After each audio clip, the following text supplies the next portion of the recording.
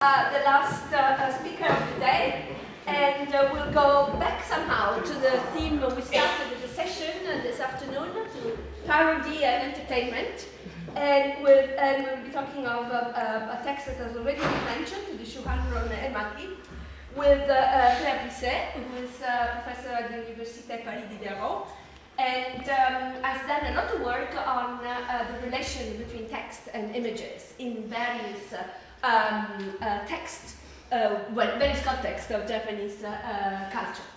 So, without further ado, we have to run. Merci, Lucia. Alors, le fait de terminer la journée a un avantage et un désavantage. Donc, l'avantage, c'est que j'ai appris beaucoup de choses aujourd'hui. Le désavantage, c'est qu'il va falloir que je réécrive ma communication.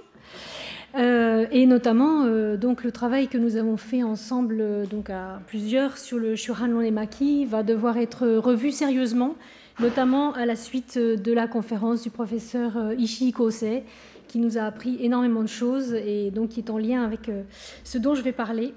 Donc, nous avons publié, je vais en parler, mais il va falloir retravailler le sujet.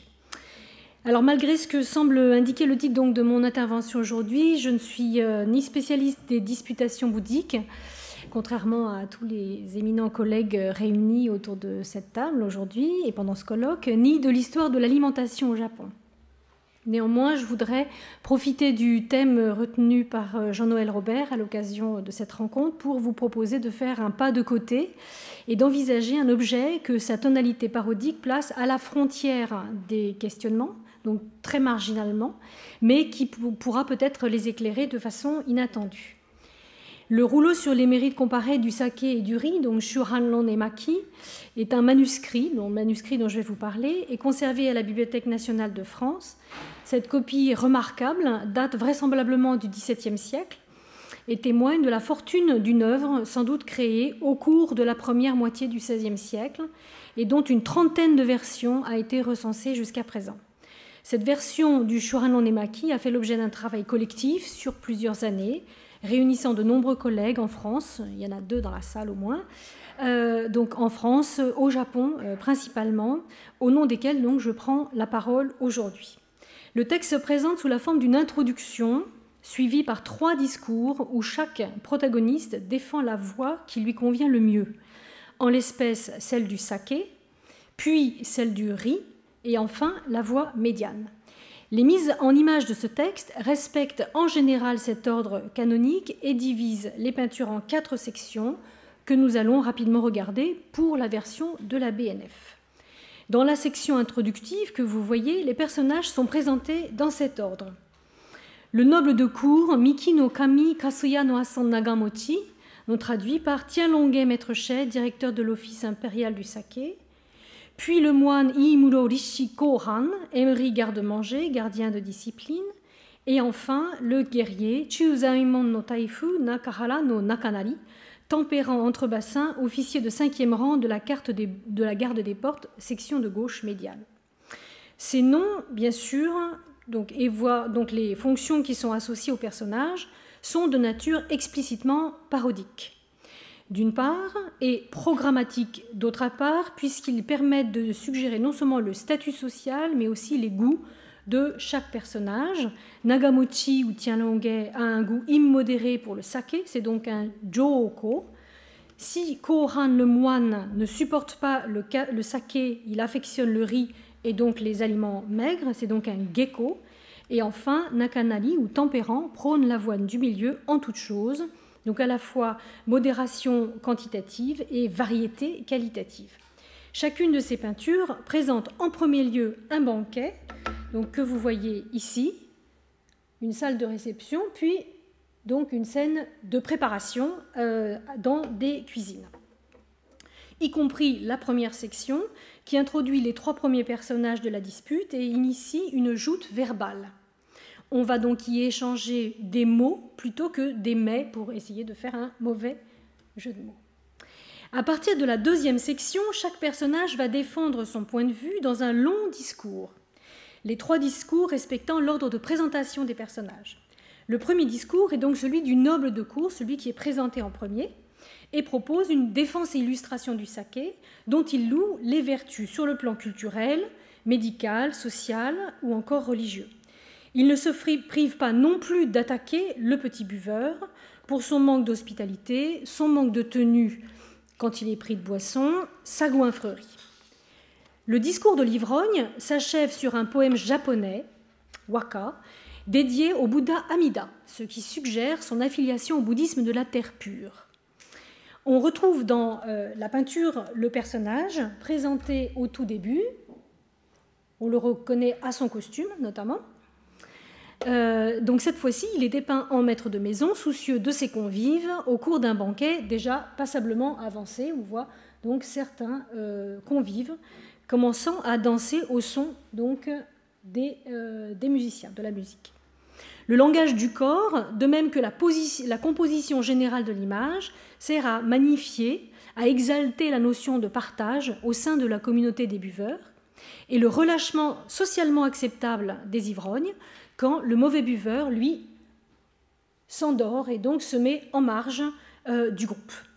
La suite de la peinture montre l'espace de préparation du saké, ici, ainsi que des mets d'accompagnement et les conséquences directes des excès.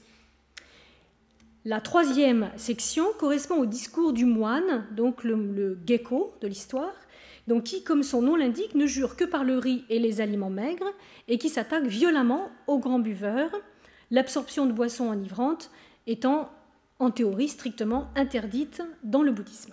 Cette condamnation religieuse et morale est suivie par une louange du riz et du thé et s'achève sur un poème waka dédié au Sutra du Lotus, ce qui suggère son affiliation à l'école du même nom, donc Hokkei. De façon très cohérente, le peintre a situé la défense et illustration de la voie du banquet maigre dans la demeure du moine, où nous retrouvons donc Kohan, le même moine que l'on avait vu dans la scène introductive, et on note une atmosphère toute différente entre ce banquet, le banquet maigre, et le banquet arrosé, le banquet précédent. Donc dans cette scène prévaut une impression de grande froideur sociale, tempérée par la goinfrerie du maître de maison, donc qui est dépeint la bouche grande ouverte, les dents apparentes et sur le point d'engloutir son repas. La scène en cuisine propose un catalogue impressionnant des différents modes de préparation de gâteaux à partir donc de riz et de légumes ou de fruits de saison. Donc soit à partir de riz, soit en lien avec le thé, dont on voit ici une scène de préparation. Enfin, la quatrième et dernière section, à la fois du texte et des images, illustre le discours donc du guerrier tempérant, Nakanari, l'avocat de la voie du milieu, qui condamne également l'ivrogne et le goinfre comme deux formes différentes d'un même excès. Vantant la supériorité de la modération, il poursuit son discours par une énumération quelque peu comique et absurde des avantages de la tempérance dans tous les domaines possibles de la vie humaine et le clôt par un poème waka dédié à la voie du milieu de l'école Tendai. Dans la peinture, le guerrier est facilement reconnaissable grâce à son costume donc décoré d'un motif de coquillage qui annonce d'ailleurs la scène de préparation culinaire qui suit. La composition permet de conférer à cette représentation de banquet une atmosphère de sociabilité contrôlée, ordonnée, qui contraste autant avec la sociabilité chaude et un peu débridée du banquet arrosé qu'avec l'ordre froid, presque antisocial, caractérisant le repas maigre. Si le texte présente un aspect plus bouffon et comique, il partage avec la peinture un discours dans lequel la valeur morale de la tempérance transcende les oppositions et les réconcilie. Dans l'image, ce sens de l'équilibre et de la variété peut également être repéré dans tous les autres motifs de la scène, ustensiles, aliments, etc., donc qui permettent de conférer une grande cohérence à l'ensemble. La scène de cuisine qui suit et qui est relativement développée est également la plus célèbre de tout le rouleau et fournit un très grand nombre de détails utilisés en général par les historiens de l'alimentation comme un document sur la gastronomie de l'époque. On y prépare non seulement donc du riz et ici du saké, mais également donc des soupes, donc sans doute une grue, un tsuru ici, ainsi que des poissons et des crustacés, des coquillages en arrière-plan. Si l'on reprend les différents traits énoncés jusqu'ici, on voit que le Shuranlan associe la voie du saké non seulement aux nobles, mais aussi au bouddhisme de la terre pure, et sans doute Ikkoshu, donc le bouddhisme de la terre pure considéré comme le plus exclusiviste de tous. La voie du riz et du thé est associée aux moines sur le plan du statut social, mais également donc à la secte ou l'école du lotus. Et enfin, donc le guerrier est associé à la tempérance, la variété et au tendai. En d'autres termes, les trois protagonistes incarnent trois appétences gastronomiques suggérées par leur nom réciproque, qui recouvrent des positionnements très nets sur le plan moral, mais également les trois groupes sociaux, nobles, moines et guerriers, qui constituent ce que l'on appelle Kemmon, donc les élites à l'époque, d'une part, et les trois écoles bouddhiques, ou trois des écoles bouddhiques de cette époque troublée, d'autre part. Ce lien très affirmé dans le texte est beaucoup plus discret dans les peintures, sauf pour le moine, grâce à des motifs comme les fleurs de lotus et sans doute les jeunes pages, chigo, donc qui constituent peut-être des allusions à cette école. Or, ces trois écoles bouddhiques en particulier s'entredéchirent au début du XVIe siècle. Donc, il a été question, donc, dans l'exposé de Monsieur Ducor, donc plutôt de Longhi, au sein de l'école Dongjo Doshinshu. Ici, il s'agit vraiment des shulon, donc des confrontations de points de vue entre les écoles. Et la militarisation générale de la société transforme une opposition au départ, on peut dire doctrinaire, dogmatique, en conflit armé, dévastant la capitale impériale déjà très éprouvée par les famines et par les guerres. Par exemple, le Tendai adopte une attitude répressive vis-à-vis de l'amidisme du courant Ikko. Son refondateur Lennyo, donc au XVe siècle, a été persécuté par le Tendai. Au début des années Tembun, donc 1532, l'école du Lotus va jusqu'à détruire par le feu un monastère d'une autre école amidiste, donc cette fois-ci Jo-Doshu. Quelques années plus tard, le Tendai mène une campagne de grande ampleur contre l'école du Lotus. En 1532, donc à nouveau, le monastère Honganji de Yamashina est brûlé par les moines du Lotus. En 1536 a lieu l'incident Hokke de l'ère Tembun, Tembun Hokke no Ran, au cours duquel les moines du Tendai s'en prennent à des monastères Hokke. La date d'élaboration du Shuranlan n'est pas clairement connue, mais cette œuvre a certainement été élaborée dans ce cadre particulier. Donc, dans un contexte aussi tendu, il est remarquable de rencontrer une œuvre comme celle-ci, où des représentants de ces trois écoles exposent chacun leur argument de façon pacifique. Et on peut se demander s'il ne s'agit pas d'une allusion parodique, vu les arguments échangés, aux controverses bouddhiques dont elles étaient coutumières dans les faits.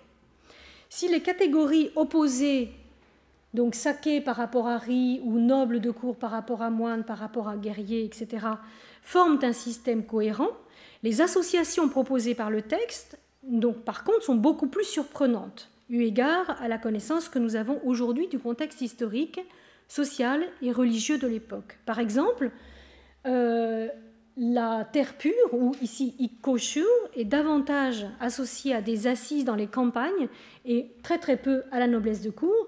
De même, le Tendai n'est pas du tout en général associé à la noblesse guerrière, mais plutôt précisément à la noblesse de cour.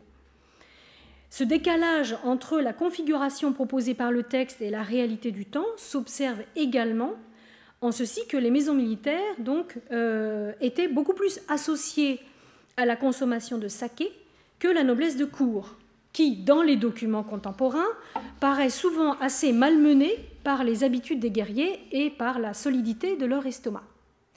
Le Shuranlan présente donc une relation complexe avec le contexte historique, le monde référentiel, ce pourquoi il est donc difficile en principe de croire entièrement à la valeur documentaire des peintures. Il offre donc une vision fictionnelle, décalée et parodique des conflits sociaux, politiques, économiques et religieux de l'époque. La logique du texte et donc des images donc d'ailleurs qui peuvent être des logiques différentes, mais la logique du texte est donc interne, elle doit être cherchée dans son organisation propre. Alors le texte du Shuranland n'est pas documenté du tout, c'est-à-dire qu'aucune source extérieure ne permet de comprendre les circonstances de son élaboration, son intention première, le public visé, si public il y a, et la façon dont il a circulé. Selon certains spécialistes néanmoins, il pourrait dater plutôt de la fin du XVe siècle, et il est parfois attribué à Ichijo Kanera ou Ichijo Kaneyoshi, un haut dignitaire de la cour impériale et l'un des plus grands lettrés de son temps. Même s'il n'y a aucune preuve codicologique, cette attribution paraît séduisante, à plusieurs titres. D'une part, la tonalité différente des trois discours, qui montre un univers de référence particulier, un style particulier, comme si l'auteur proposait 3 exercices de style, l'un à la suite de l'autre. D'une part. D'autre part, l'abondance des références à l'histoire, ainsi qu'aux classiques chinoises et japonais, ce qui suppose une très grande aisance donc, dans l'écriture. Enfin, les similarités avec l'œuvre de Ichijo Kaneyoshi lui-même, ou encore le statut de l'auteur que l'on peut inférer du texte. Mais aussi le fait que Ichijo Kaneyoshi ait été contraint après la guerre d'Ōnin, donc entre 1467 et 1477, donc avec la disparition pratiquement de tous ses biens, ou presque, donc de servir de chaperon pour le jeune shogun Ashikaga Yoshihisa, en rédigeant des ouvrages de commande pour son édification morale et politique. Destinés à plaire au goût de l'élite militaire, ces textes visaient l'instruction de cet élève, apparemment particulièrement rétif, selon les préceptes confucéens du bon gouvernement. Il prônait le maintien de la cohésion du pays ou encore le mettait en garde contre tous les excès, et notamment l'excès de saké, dont Yoshihisa était, paraît-il, un fervent amateur. On pourrait donc imaginer que le Shuranland constituerait une sorte, si on prend au sérieux cette identification, bien sûr, pourrait constituer une sorte d'auto-satire à visée politique et morale, ce qui pourrait également expliquer l'anonymat du texte. Mais bon, je rêve peut-être un peu. Les peintures sont conçues de façon à correspondre à la structure fondamentale du texte. Elles datent donc selon toute vraisemblance de la première moitié du XVIe siècle. Si encore une fois on part de l'hypothèse que le texte est peut-être un peu antérieur, les peintures seraient donc postérieures à la rédaction du texte, elles seraient indépendantes en quelque sorte de la rédaction du texte. Elles en proposent d'ailleurs une interprétation très libre, ce que permet le fait que le texte lui-même n'a pas de caractère narratif. Elles ont contribué à rendre l'œuvre extrêmement séduisante, elles ont vraisemblablement lui ont permis d'assurer en fait son succès, y compris à l'époque d'Edo et plus tard, et donc lui ont vraisemblablement conféré une signification qu'elle n'avait peut-être pas au départ. En effet, la dimension critique des discours est presque entièrement bannie des images, dont la tonalité générale, comme vous l'avez vu, nie toute dramatisation des conflits religieux, sociaux, économiques, à une époque où, de plus, les famines étaient monnaie courante. La présence centrale de l'alimentation dans l'œuvre semble à cet égard renvoyer à des intentions différentes, métaphoriques peut-être dans le texte et symboliques dans les images. Si les relations complexes entre le texte et les peintures sont intéressantes à imaginer, les deux énoncés pris séparément l'un de l'autre le sont tout autant. Ainsi, le texte, sur lequel j'ai davantage travaillé, est généralement situé dans le vaste groupe historique appelé aujourd'hui Otogizo-oshi, et notamment dans un ensemble encore assez peu étudié en général, défini par sa dimension donc parodique, Irui Lonso Mono, à laquelle a fait allusion le professeur Ishii tout à l'heure. Genre dans lequel, par le biais de l'argumentation, une argumentation musclée ou non, on traite des qualités de deux objets et l'on cherche à déterminer la supériorité de l'un sur l'autre. Ce genre de texte se trouve non seulement au Japon et en Chine, mais également en Corée, au Vietnam, avec des parentés plus ou moins évidentes, donc dans un cadre général qui est celui de la culture sinisée en Asie orientale. La dispute est entièrement fictive. Les noms des personnages donc, indiquent leur caractère typique, ce sont des types caricaturaux qui ne peuvent pas du tout être rapprochés a priori de modèles historiques précis. Ils sont là pour incarner des positions argumentatives, ils sont là pour incarner des valeurs. Ils ne sont pas non plus mis en scène dans un cadre narratif, au moins dans la vulgate du texte. La structure oppose toujours trois personnages, donc c'est un sanlon, une structure triangulaire, dont on peut trouver la trace et la source dans la production chinoise, comme on va le voir. Elle est organisée selon un modèle que j'ai appelé paratactique, c'est-à-dire par juxtaposition de discours placés les uns à la suite des autres. Et enfin, donc, deux points importants, le texte n'est pas rédigé en chinois, mais dans la langue vernaculaire, donc en japonais, wabun. Et enfin, donc, chaque discours se clôt par un poème japonais en waka.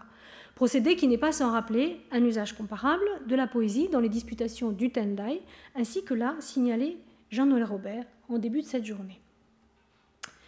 Alors, tous les textes de ce groupe historique peuvent être classés en 4 grandes catégories du point de vue de leur organisation formelle.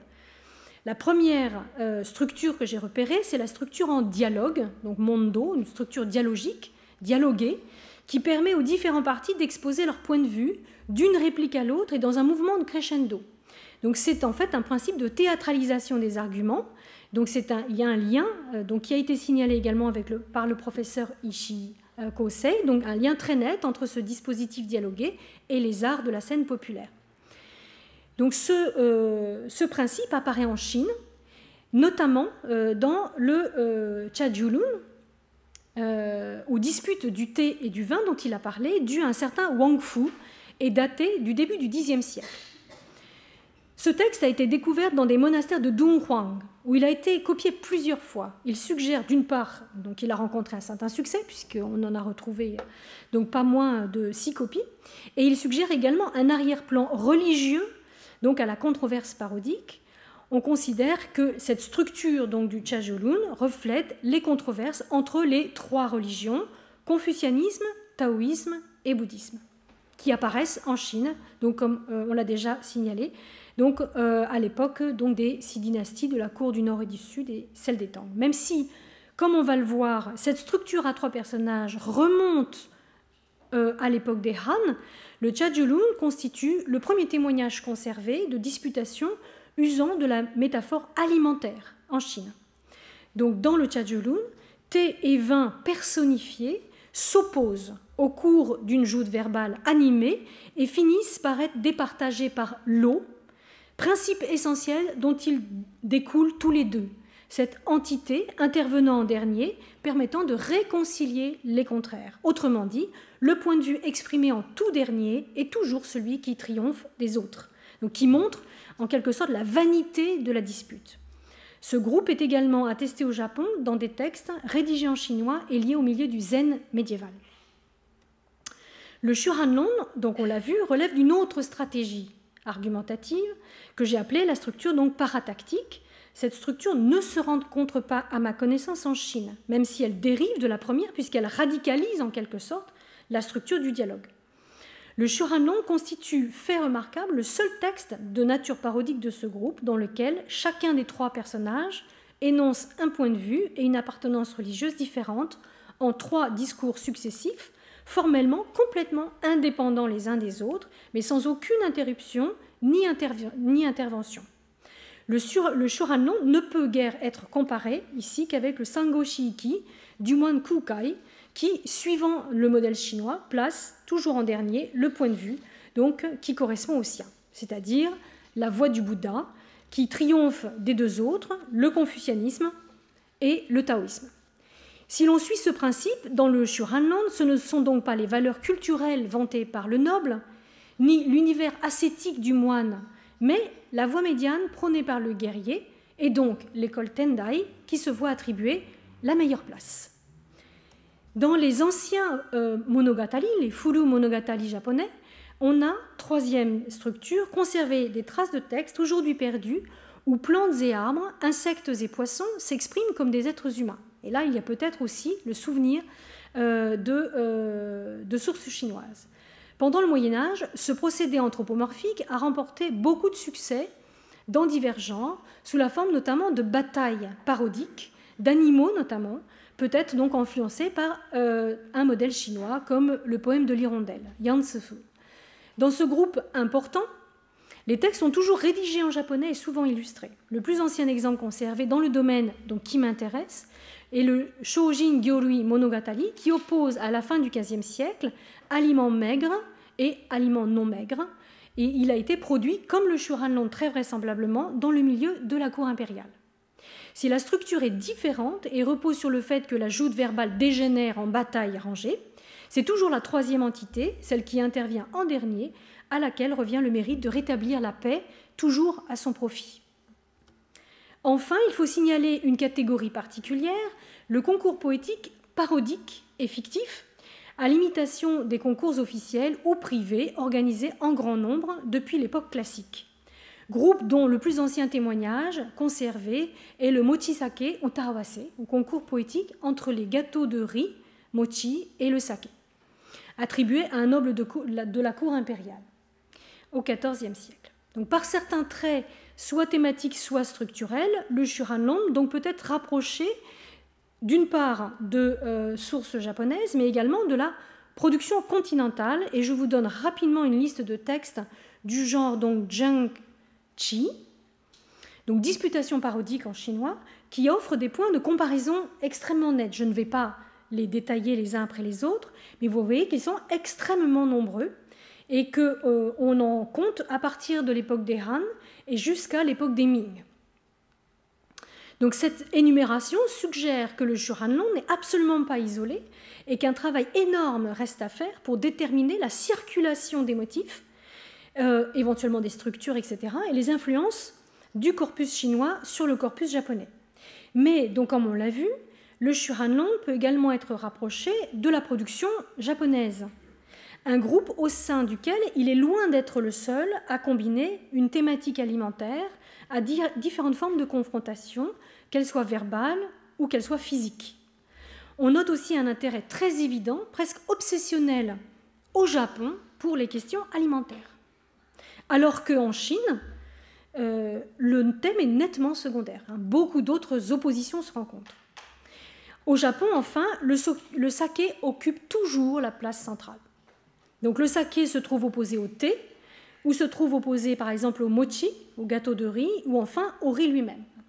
Le Shuranlon constituant le seul cas d'association ou d'opposition entre saké et riz en tant que tel.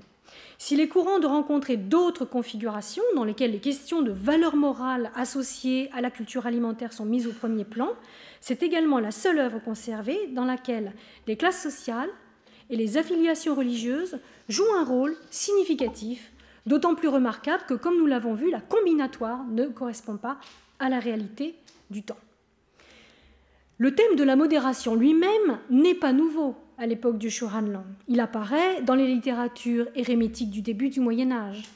On en trouve en effet beaucoup de résonance entre cette disputation et un essai comme Les Heures oisives, Tsurezuregusa, d'Urabe Kenko, où cet idéal d'équilibre s'accompagne d'une critique de l'exclusivisme que l'on remarque également dans le discours du guerrier, dans le Shuranlon. Cependant, le Shuranlon se rapproche plus volontiers d'un autre genre médiéval, qui a également fait l'objet d'une remarque du professeur Ishii Kosei, la farce comique Kyogen, dont le répertoire théâtral est extrêmement étendu, comme vous le savez, et qui traite de façon burlesque un grand nombre d'aspects du Japon de l'époque.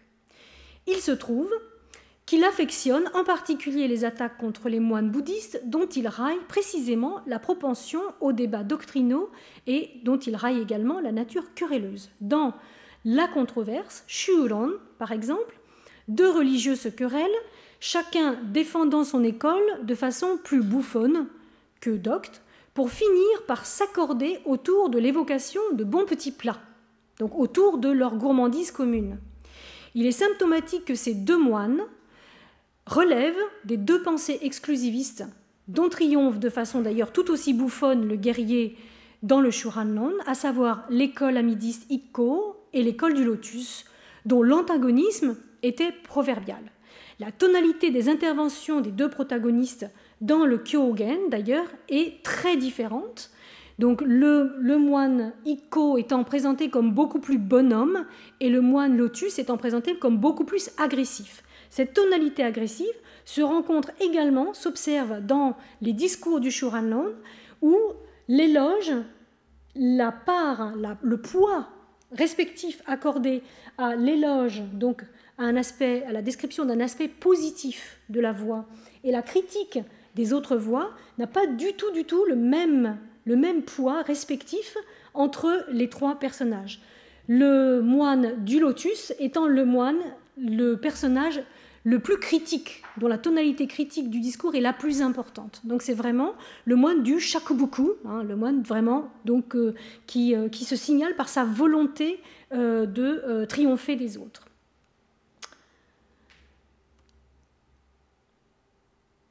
Les décalages ou les discordances par rapport à la réalité historique, ou ce qu'on en perçoit aujourd'hui, s'expliquent donc par la métaphore alimentaire, c'est-à-dire par le principe de construction de l'ensemble du texte. En effet, il est fréquent dans les commentaires bouddhiques de recourir précisément à des métaphores alimentaires pour évoquer l'idée même de l'assimilation des vérités religieuses. Mais cette image est ici développée au point de fournir la structure même du Shuranlon.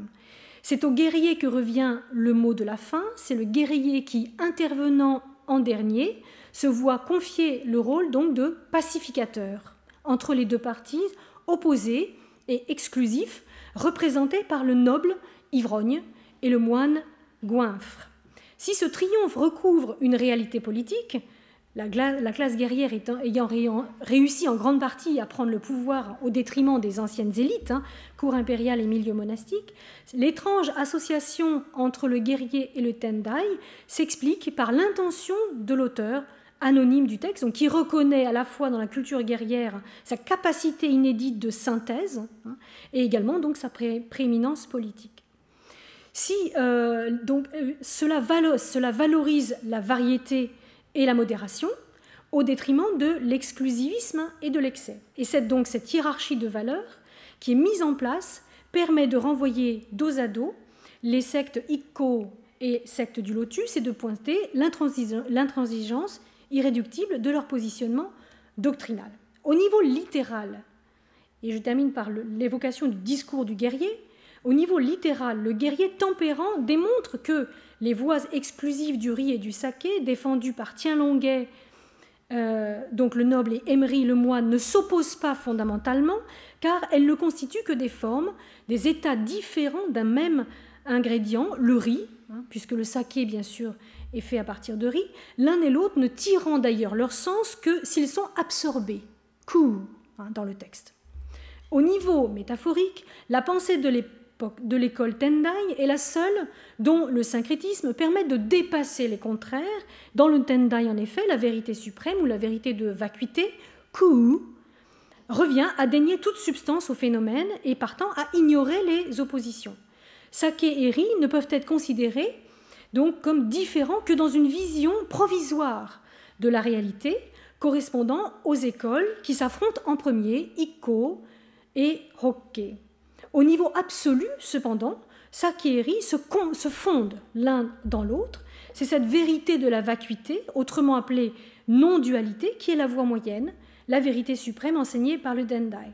Le jeu de mots entre ku manger, absorbé, et ku vacuité se trouve également à la fin du Kyogen, donc Shuron, la controverse, puisque les deux ennemis irréconciliables dans la réalité se réconcilient autour de l'évocation de leur gourmandise commune et du fait précisément de ku, de manger.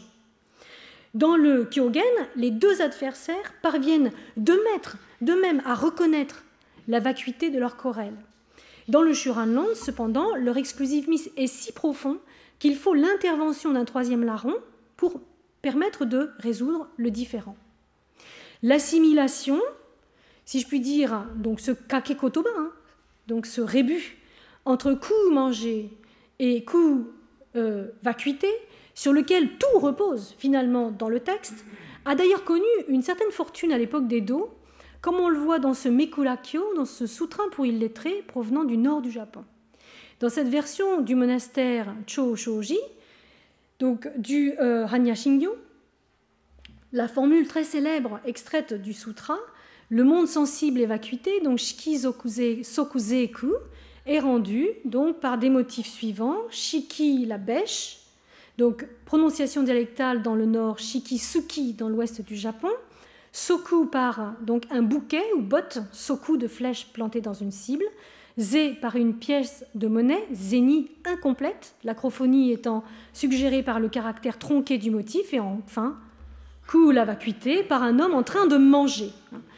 Donc j'ignore depuis quand ce rébut, cette assimilation, si je puis dire, entre ku manger et ku vacuité se trouve attesté, et peut-être vous pourrez me le dire, mais en tout cas, donc, il s'agit donc du principe fondamental, qui est donc un jeu de mots sur lequel finalement repose la totalité du texte. Je vous remercie de votre attention.